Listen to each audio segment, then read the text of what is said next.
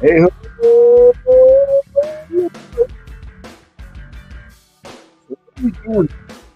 go over your brilliant managerial decisions. All your hard work gets flushed down the drain due to underperformance. Do you have a never again list for your fantasy baseball franchise? I do. How does that affect your draft prep and in season roster decisions for the current year and going forward? All that tonight, in addition to our regular who's hot, who's not, go get them, cut them list. But before that, we begin each show, as you know, by asking you the question, where else would you rather be than right here? Boom, right now. You are once again looking live at our split studios. This is Fantasy Baseball Now, episode 7. Did I get that right this week? Yes. Cool. As part of the ball9.com podcast network, as usual, Mike and I, 70 years of fantasy baseball experience, here to talk about some Major League Baseball with a fantasy spin. Sir, how be you this evening? I start the evening with a question Sure. for you gambling degenerates out there and Yankee Rick fans Raff. alike. If I told you that Patrick Corbin, yes, that same guy, that if not for Anthony Rendon would be stealing money at the worst rate in the history of baseball, was facing Garrett Cole, your immediate thought would be 27-0 Yankees, and if Cole gives up a hit, Ooh. I'd be shocked.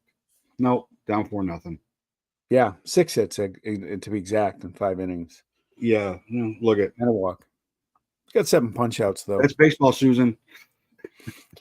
And that's okay because in our showdown in the Survivor Pool, week 1, best 2 of 3 in the finals, Mike beat me last week. I finished 3rd overall in the league, and that wasn't good enough because he was on top, so he can let Garrett Cole get strafed for all his worth this whole week. It is, you have to admit, it is one of the great enigmas as I bounce between 4th and 8th place because there's a couple of categories that could change the standings in a minute that I've not yet lost in the Survivor Pool, and I'm not going to lose. I'm not going to lose this week because you're out this week.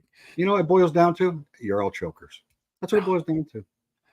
Yeah. And on top of that, we'll revisit that next week when we're in the final week. Closing 5 segment. I'm on deck this week, and I'm down to my final 2 in my search for a new baseball team next year in fan free agency. As usual, you feel free to throw up some comments, put them up on the screen. We'll address them as the show goes along. So last week we alluded to the never again list. We've been doing this 35 years. We've all had them. You got guys that just screw you over. I actually tried to run through my history and I couldn't. I erased it and it's just out of my head. I remember one year I wiped the slate clean with everybody. I said, I'm starting. I don't have enough guys to get. Then Anthony Volpe happened this year. You eliminated what 3 rosters of players. No, I mean, look, Volpe he was terrible when I got him in June. Then he was okay at the All-Star break on my bench. And now he's just been awful. And what is it with him? You're the Yankee fan. What's the matter with this guy? So if I told you that statistically in every single category, offensively and WAR, what is it good for? Nothing. He's having a better year than last year. He can't hit. Can't hit. He's going to be Zachary Neto. I traded him for Kyle Harrison in our league. I traded him. I didn't want to cut him. I traded him for Kyle Harrison, who I just cut today because Jared Jones is back. But my God, that was just you know what's wrong with him? The same thing that's been wrong with everybody that's played that position since number 2 retired. Okay. He's not number 2. I mean, he's not Gunnar Henderson. And I mean, he came up with great fanfare. He's a phenomenal fielder, a plus fielder. He won a Gold Glove last year. That doesn't help for shit in fantasy. Doesn't help at all. Well, 9 to go. No. But there you go. He is why I toyed with trading for him a couple of different times. He's one of those guys, and these are the guys that make the never again list, right? They're excellent, real life baseball players who do winning things to help their teams win. sometimes, occasionally, sometimes more than occasionally. But for fantasy purposes, they make you nuts. Yeah. I'm talking about you, Nicholas Castellanos. Oh, he's been on my team 18 times in his career. He's the only player that's on a never again list for me right now. But you know what? So I compared him to Brian Reynolds, who I apparently have some kind of crazy, weird man crush on because I always find a way to get Brian Reynolds. He's just as infuriating.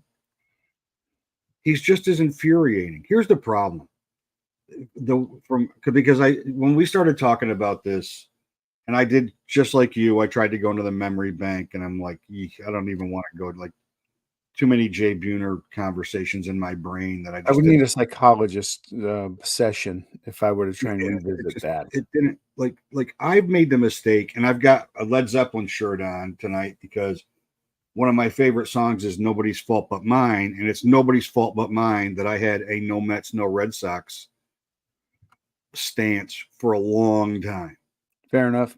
And at some point, and then if you do enough leagues, you have no choice. But at some point, you got to stop worrying about who they play for and how they're going to help your team.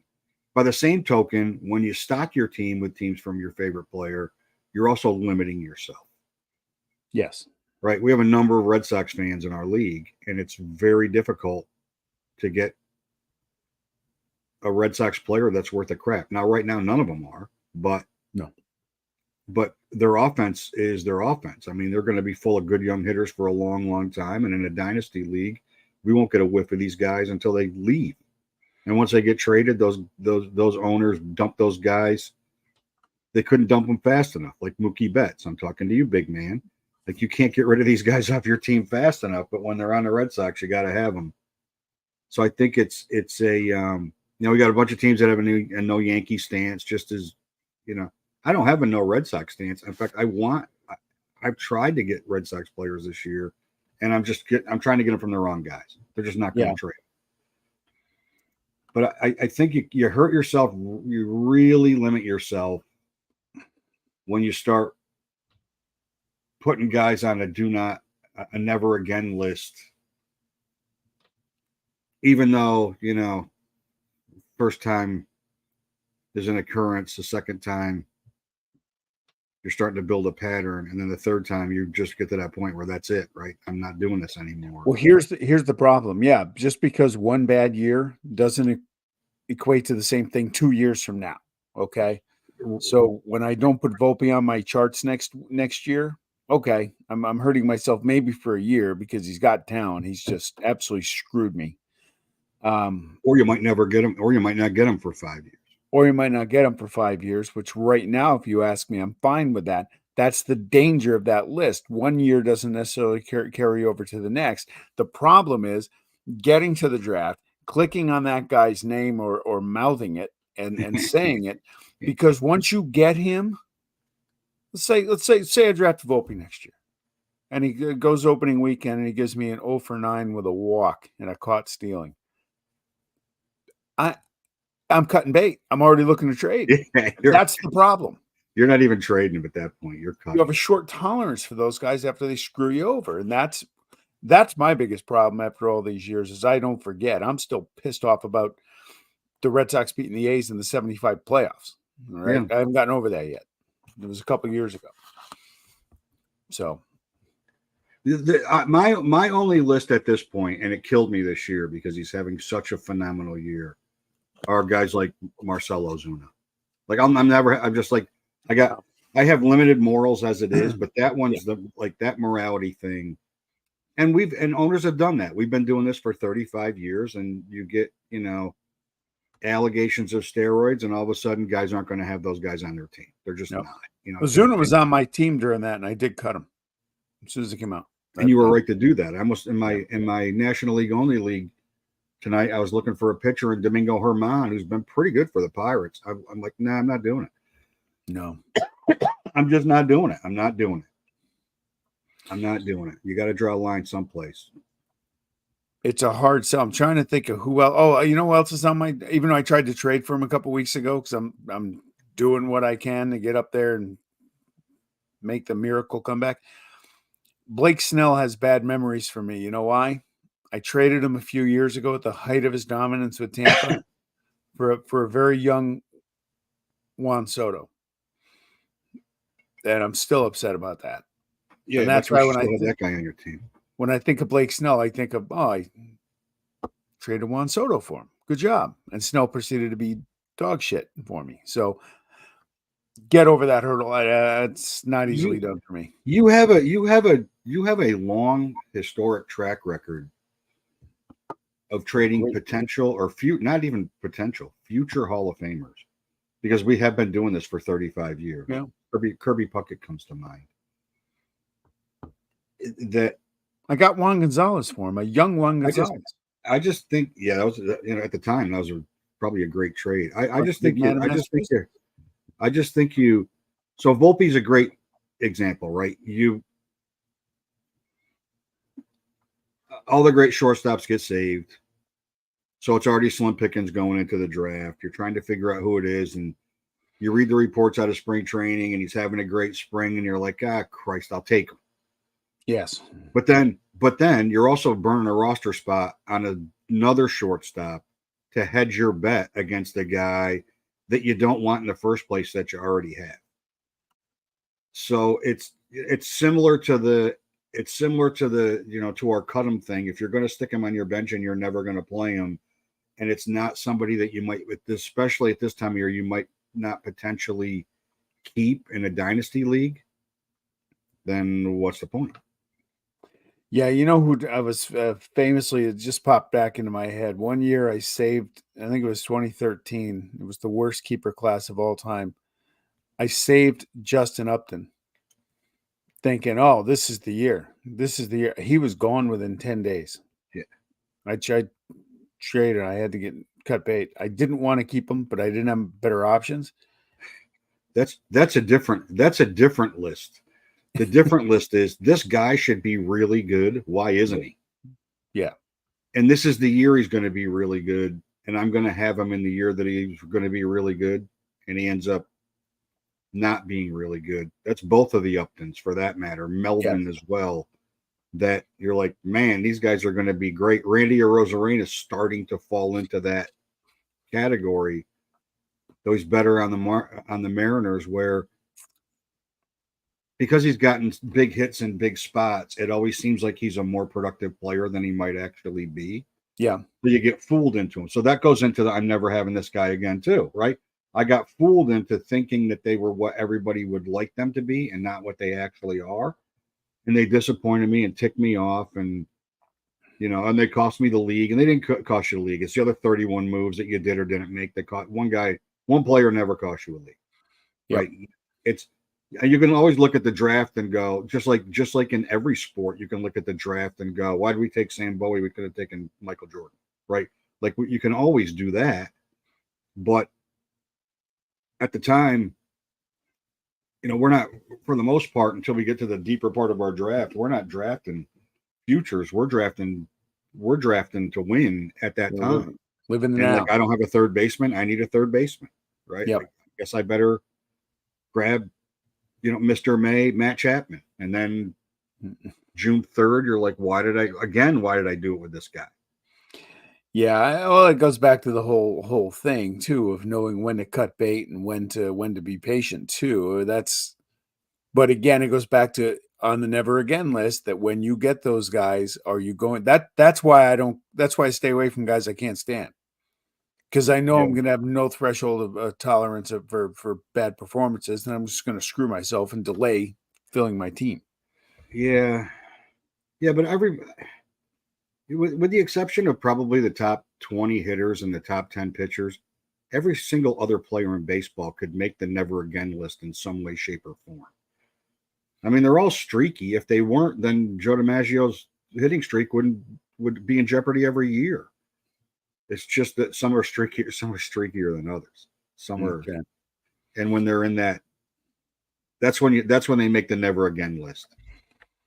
For 3 weeks they were phenomenal, and now 5 weeks later you're like, Jesus, God, I'm not doing it. I can't do it. My blood pressure can't take this person. I can't do it anymore. Every single day I'm looking for a replacement for them. Enough's enough with this. I'm done. you look at their stats at the end of the year and you're like, they're all right. They're There's fine. there is some guys, the art of this is you understand there's going to be peaks and valleys. The first guy that jumps into my mind is Kyle Schwarber. Yeah. I didn't want to draft him this year. For context, our league, we keep 5, then we have a draft. I didn't want to pick him because I didn't want a DH only, and I know the streaky and the batting average will drive you nuts. I got him in the second round of our draft, round 7 overall. He's been a godsend. He's hitting Yeah. about 250 last time I checked. But when I drafted him, I said, That's high for him. don't bench him. It's real high for him. It's about 40 points high. I told myself, you can't bench him because then he has a streak where he hits 6 homers in a week. You can't. Exactly. So guys like that, you have to have your eyes wide open. Now, if Kyle Schwarber had screwed me over in the last few years and I wasn't happy with having a guy carrying a 190 average, he probably wouldn't have been on my team. But I told myself, you're going to risk it. You got to live with it, live with the good and take the bad. That's the way it goes. But he's been a godsend for me, and I'm glad I did because I went into the draft and did not want to pick him. Specifically said that day to Cooperstown Collection, he's a guy I won't draft tonight. And then on the flip side, I traded Kettle Marte for Marcus Semien because to me, Marte does not run, and he does everything, and he hits for occasional power. And Semien historically has hit for power and run. And all I've tried to do since I've had him on my team is trade the friggin' guy. Like he's creeping into the never again list. Like I want to trade him to somebody that I hope's going to save him because hope they're not watching the show. He won't be on my team next year. I can guarantee you that. Yeah, no, I'm the one that traded Yosemite, and I didn't want to trade the guy. You keep waiting for it to happen, and then you're like, I don't know if this is going to happen. And then you turn him into that short person. You turn him into that short person from Houston. Yeah, that really compromises everything I hold true in life. But yeah. Well, I was trying to win. Now we can get his picture taken next to Jason Hayward, and he can look even shorter now that Hayward's in Houston. Very good. Very good. I'm trying to think. I'm straining with that. I think Upton might have been it for me. Is there one guy of all these years that you just say, I just wish I'd never had that experience? Jay Buhner, for sure. Because he's the past life Nicholas Castellanos, where he'd hit 220 and then, but for a month he'd hit 130. Yeah, and you can't bench him because he has that weekend where he hits 5 home runs. And then finally, I'm like, there's no more Jay Buhner for me. I don't care if he hits 40 homers and drives in 100. I can't take it anymore. I can't take it. I can't take him hitting 20 home runs in 6 weeks. I can't do it. No. I mean, I love it when I have him, but Buhner is the guy for sure. Okay. Buhner is the guy. All right. You ready to go to who's hot and who's not? Yeah. Let's do it. Yeah. So for reference, as a new wrinkle, last week, Sean had Jake McCarty as who's hot and Lane Thomas as who's not. And I had Joey Bart who's hot and Matt Waldron who's not. And McCarty had a really good week. Thomas did nothing. Bart ended up on the IL and Waldron ended up in the minors. So we were 3 for 4. Yeah. We were 3 for 4 in who's hot, who's not. This week, despite the fact that he's 91% owned and up to 83% active, Jake Berger, I said this last week it was last week or 2 weeks ago when you're talking about Javi Edwards. I'm like, we just start talking about these Marlins these Marlins hitters because they got their team and they're hitting. In his last 28 games, he's hitting 292 with 12 homers and 18 RBIs. So, I mean, they only score runs on solo homers, but 12 homers and 18 RBIs in 28 games is a pretty good sample size. I just picked him up for our head-to-head league. I mean, I have Christian Walker come back soon, but I needed one guy for 1 week, and then he was. Yeah, I mean, he's the right guy, and who's not?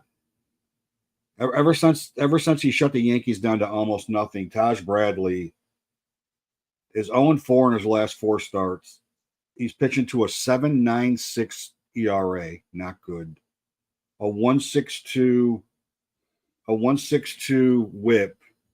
And worse than that for him is he's less than a K an inning during that time. Yep. So people are starting to catch on. He's 42% active. You either got to have nothing you either have nobody to go to, or people that are worse than him, and there are people worse than him, or you're just not paying attention at this point. But he can't. He's got to show something, and he wasn't good in his start yesterday. I mean, he's just not. Might have hit the wall. Might have hit the wall. Yeah, he's been on my bench in the head league for a few weeks now. I just can't keep trotting him out there. He keeps giving you negative points, which are just an absolute killer. I know. I wanted to put the show's favorite player in here, but I can't do it. Seth, I can't do it. He's on the Team Pugsley bench this week. He was good. He killed me head to head last week, and he was good early in the week, and then the Phillies ripped him up a little bit on Sunday. So a little bit, little BP. Oh well. All right, who's hot? Who's not for me? Is there a more underrated guy in fantasy baseball than Willie Adames, who gets no love? 17th ranked in CBS the last 21 days. First place Brewers, last 21, 284 average, 6 homers, 15 RBIs, 17 runs scored. But when you talk about the best shortstops in fantasy baseball, you never hear his name. You know, he does it every year. And he's got a free agent contract coming up this year. It'll be interesting. Going to get paid. Someone's going to pay him. And he's only 29 years old. Yeah. He's still in his prime. And he came up when he was 18. I'm not done with Volpe. Last 21 going into tonight. 183, 6 runs, 3 RBIs, no homers. Hopefully he can turn it around. I don't know if this year's a wash and better days are coming, but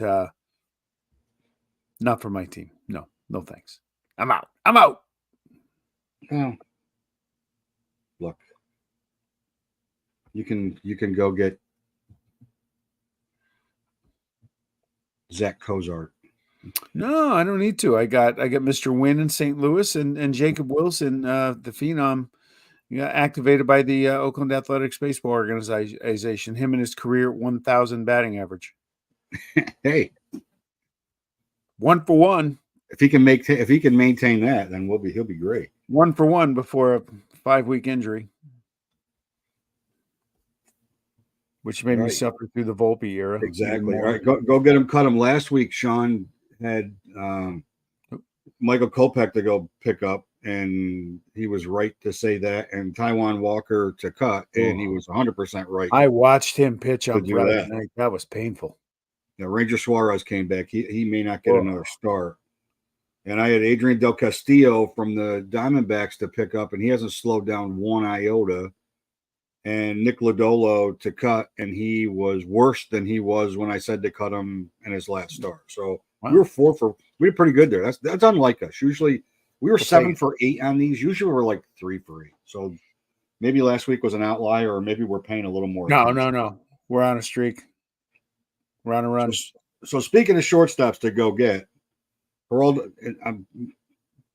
I must be morphing into a closet National League Diamondbacks fan. I've seen that trend lately. I know. It's troubling me a little bit. Geraldo Perdomo, who might qualify at second base as well, he's only 26% owned. Last 28 games, he's hitting 352, 3 homers, 15 RBIs, 18 runs, 5 stolen bases. You don't like Volpe? Go get Perdomo. You don't like what you had Dante Bichette? Go get Perdomo. You don't. There's enough guys. There's enough guys that are out there. You're sick of Tyler Fitzgerald? Go get Perdomo, and then cut him. We can put this under the Justin Upton category.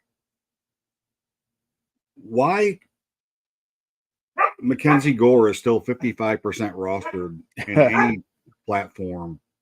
Correct. And why he's still 26% started when he's pitching to a 4.5 ERA and a 1.85 WHIP in his last 4 starts, but that's pretty much what he is for the season. He's about a K an inning, and he's not winning, and that could be part of that. 1 and 3 might just be because he's on the Nationals, but you can't pitch to a 4.5 ERA in the Nationals and win any games because they don't score enough runs. No. And they got 4 tonight. That's what they get. So I don't know why. He was supposed to be great on the Padres. He was the gem of the Soto trade. It ended up being Abrams, who was actually and Kelbert Ruiz, who were the gems of that trade. Yeah, I just cut him. Like, do yourself a favor. Don't expect him to be what everybody thinks he's going to be, because he's not that. Maybe he will be someday. I think this is what he is. I think you're right. Not every prospect becomes what people think they're going to, and the sample size is not small with Gore. No, it's now we're talking, we're 3 years. Yeah. Even taking injuries into account, it might be 3 years over a 5-year period. And he might be one of those quad A guys. Maybe. He might be better off in a long relief role or in a setup role. Maybe he's probably got the stuff for it, but boy. Yeah, it ain't working. No. It ain't working. Nope. For me, Osvaldo Beto. You say, who's that?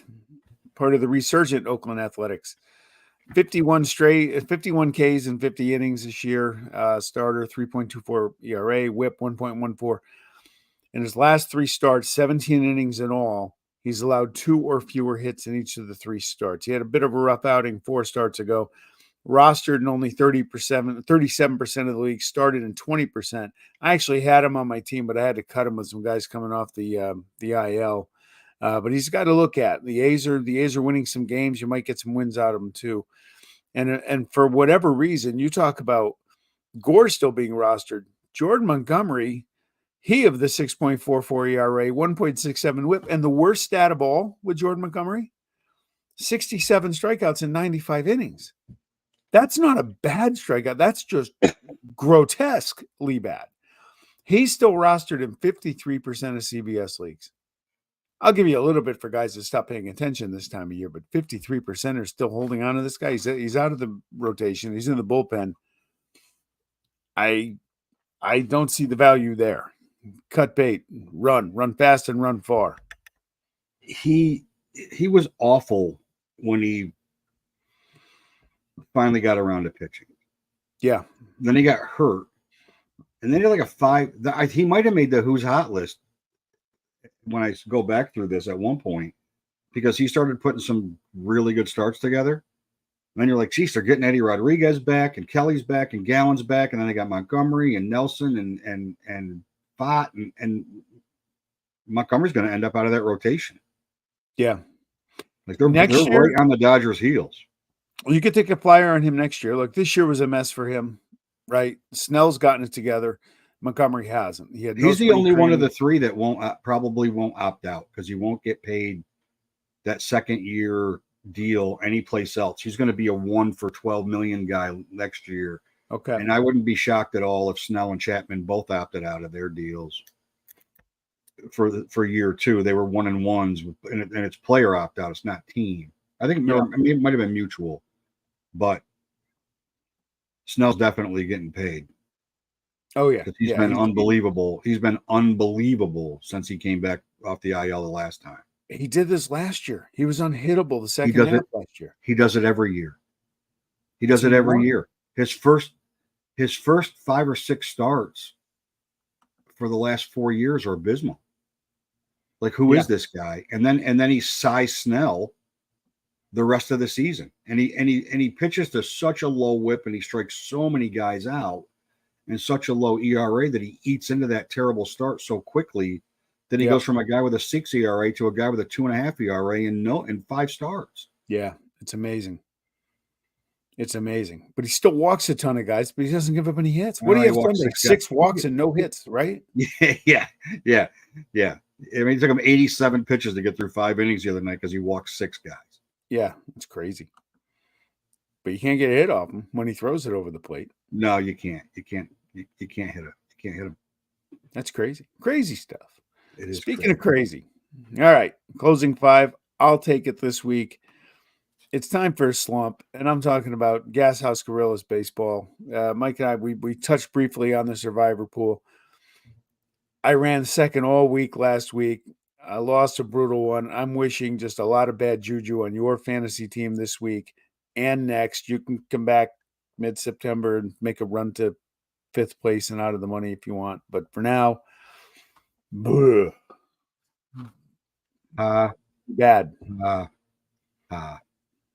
Be bad. Yeah. I'm an easy target. Yes, you are. Next up, I have to make an admission. It wasn't that long ago that I proclaimed Jose Ramirez the MVP of the American League. I think it was about 3 weeks ago. 2? I think it was the last time I did the Told you closing. you were an idiot. Yes, I've kind of reassessed that, and that guy that wears 99 in the Bronx, it's his. Just give it to him now. So, but I'll own my mistakes. I'll own my screw ups. I'll own my misguided perceptions. I was wrong about that one. J Ram's been great, but no, Judge is the guy.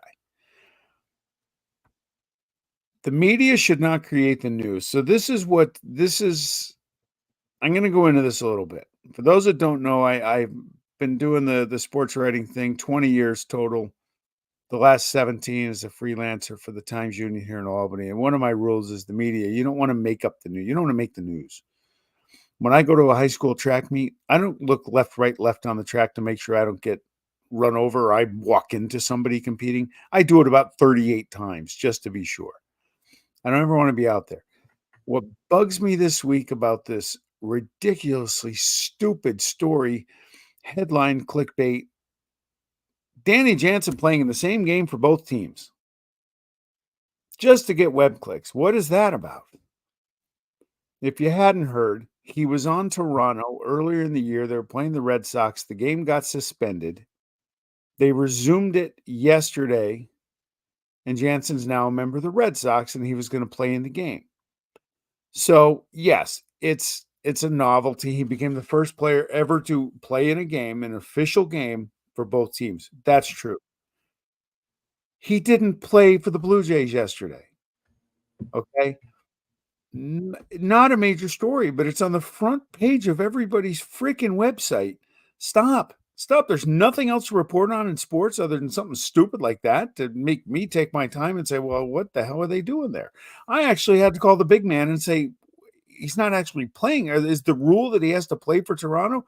And he set me straight. He goes, no. And I'm like, well, good. How do you have a catcher playing against his own team? Why no one sent him to catch the ball? I didn't get it. I think he was at bat when that game was suspended. He was. So they had to pinch hit for him yesterday. So in the box score, technically, he was on the Blue Jays. But he didn't play in the same game for both teams. He did help the Blue Jays yesterday because the first guy that tried to run on him, he threw into center field. So that's good. Yeah, maybe he misses him. Maybe he thinks they have a better shot of making the playoffs. The bigger news from that doubleheader is that George Springer hit his 7th and 19th homers of the season in a doubleheader yesterday. Excuse me? In the first game, he homered, which would have been his 7th homer based on when the game was played. And then he homered in the second game as well. All right. Now you're doing it too. See? I know. You're screwing me up. Hang the box score in the Louvre. 50-50. Shohei, hey, my head-to-head team, thank God he had that scandal because he never would have lasted to the 5th pick of the first round where I got him. Fastest ever to 40-40 by 21 games. 6 have done it in history. Ohtani, 126 games. Soriano was with Washington in 06 after the Yankees moved on from him. He did it in 147 games. He's got 41 homers, 40 stolen bases, 32 games to play. I hope they play him. They might as well DH him, right? Doesn't have to go out and put him in the field. Not going to hurt his arm. How awesome would that be to have a 50-50 guy? They need to play him. No, they do.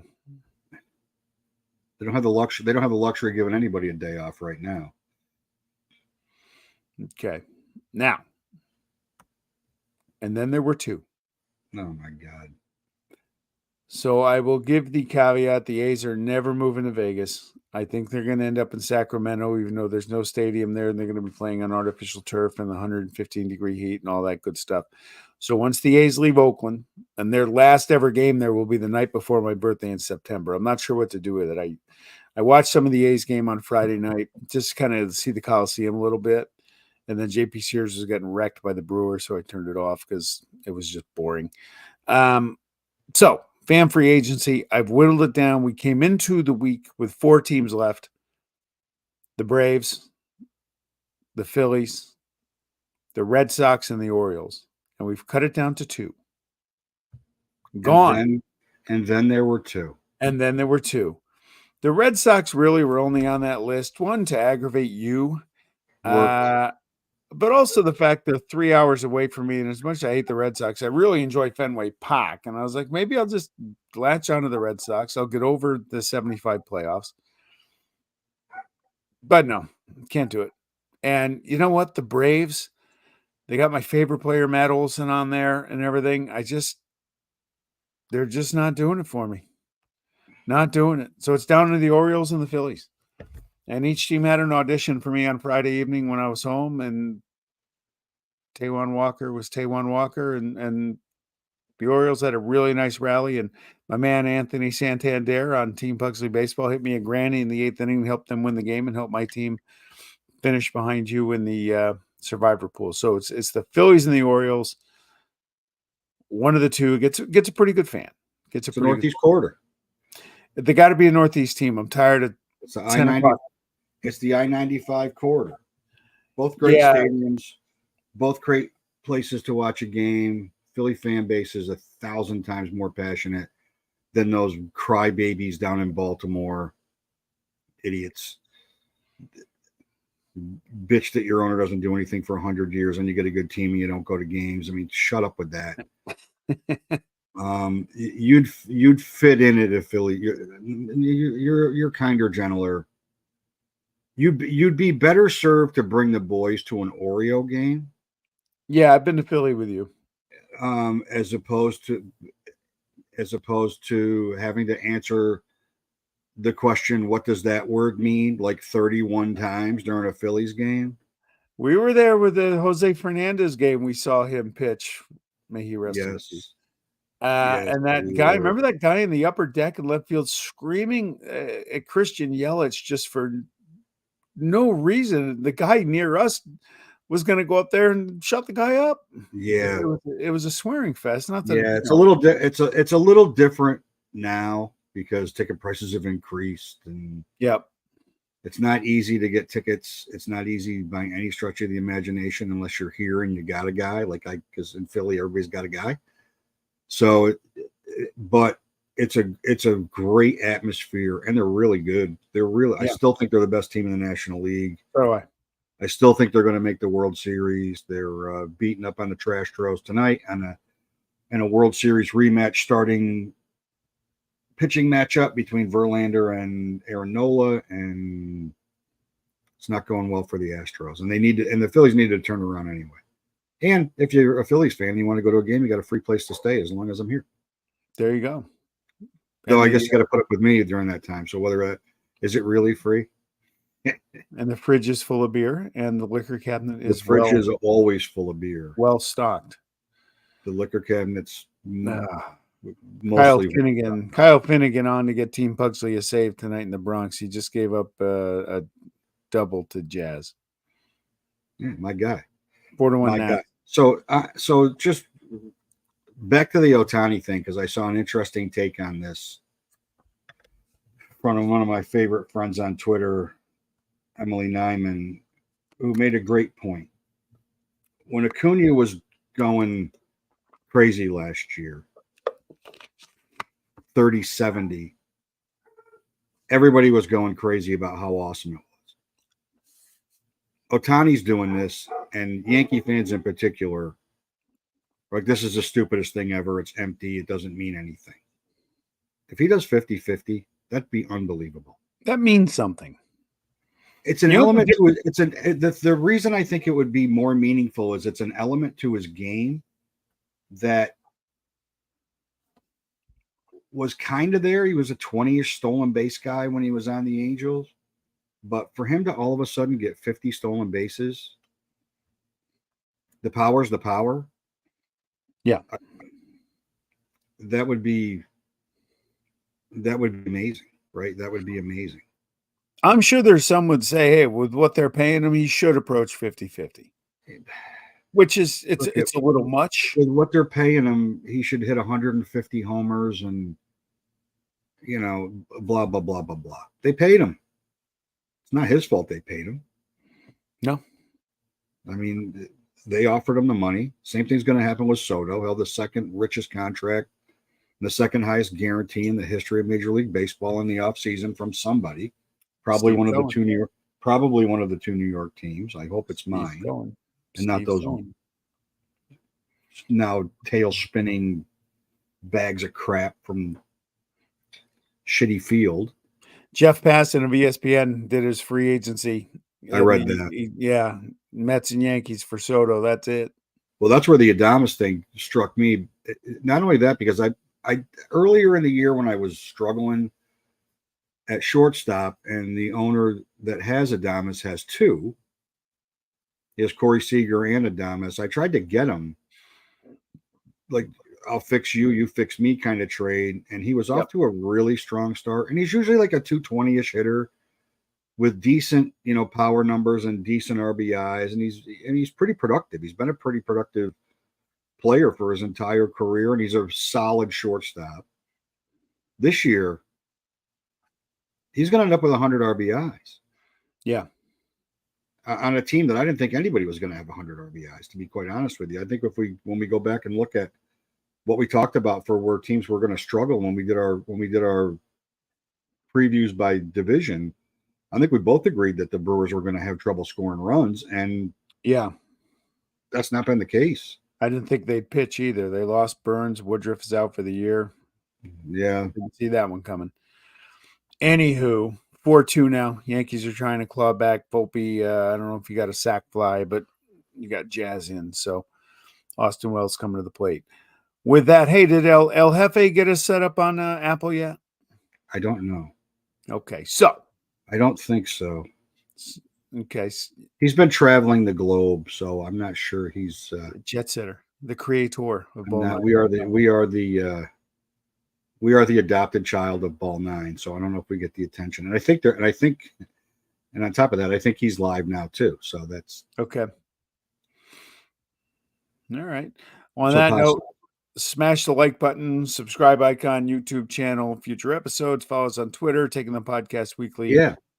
YouTube, Apple, Spotify. Next week we looking at Labor Day, right? With fantasy football drafts all over the place. Yeah, a lot of those coming up. Yeah, tomorrow night. I got 4 and 5 days, 6 days. Yeah, I got tomorrow, then 2 next week. And for those looking for a fantasy football preview, tune in to Pugsley's Pit at Pugsley927 on YouTube. I had my resident. Yeah, check that out. It was really good. I watched that for about 15 minutes the other night. My resident expert's on there last night helping me do my draft prep because I don't do any. All I know is I don't take anybody in the AFC West that's not on the Raiders. I don't care who it is. Done. Yeah, good move. That's a good move. That's a good move. Put them on my do not draft list. Let's not take anybody from the Chiefs. No, I know. Well, breaking news: Mahomes is going to make the 53-man roster. That was breaking news tonight. Other breaking news: Kelsey's still really, really good. Yeah. Xavier Worthy is going to be unbelievable.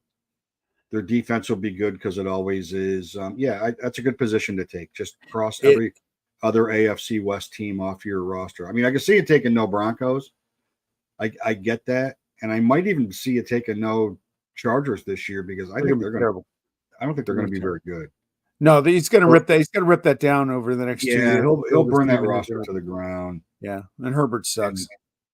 And I'm still stuck on trying to wrap my head around what happened in St. Louis and how the greatest fans in baseball have literally turned to an apathetic group.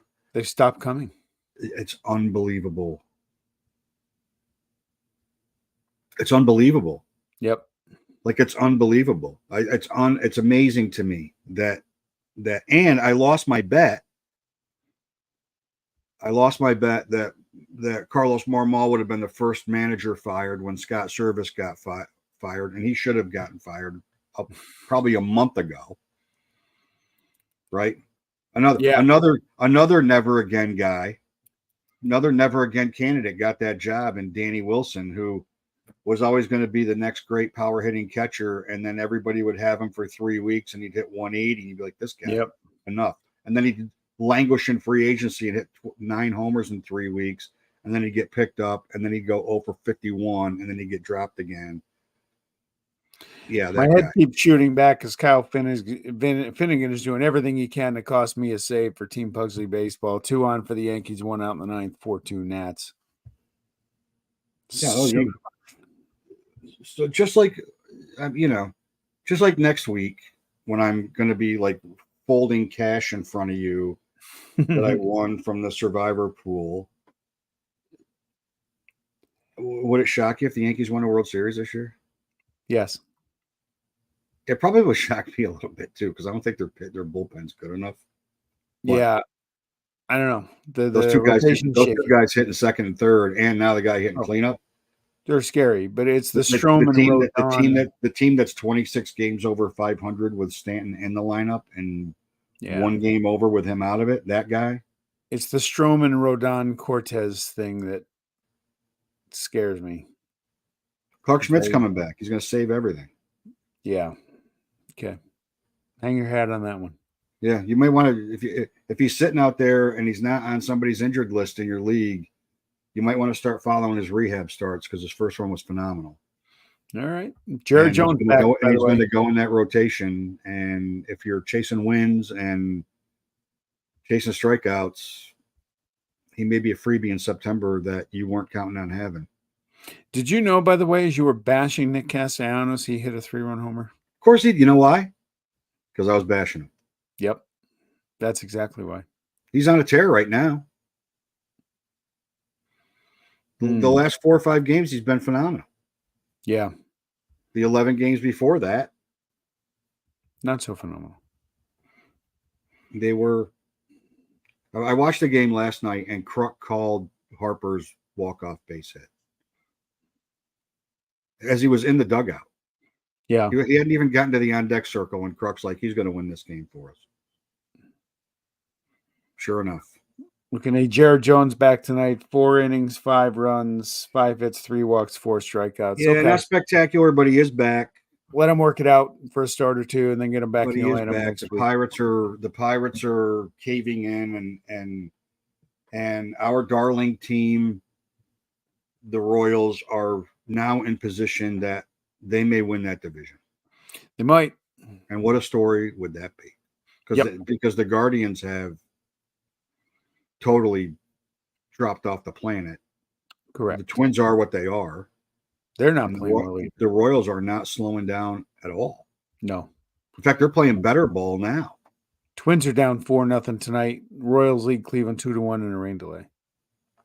Yeah, after sweeping them yesterday. Yeah. Go Royals, go. All right. On that note, we will catch you next week. All right. Hit that like button. Catch y'all later. Yeah. Well, I like the Tuesday edition shorter, by the way, folks. Wednesday we go a little longer. So. All right. See ya. See ya.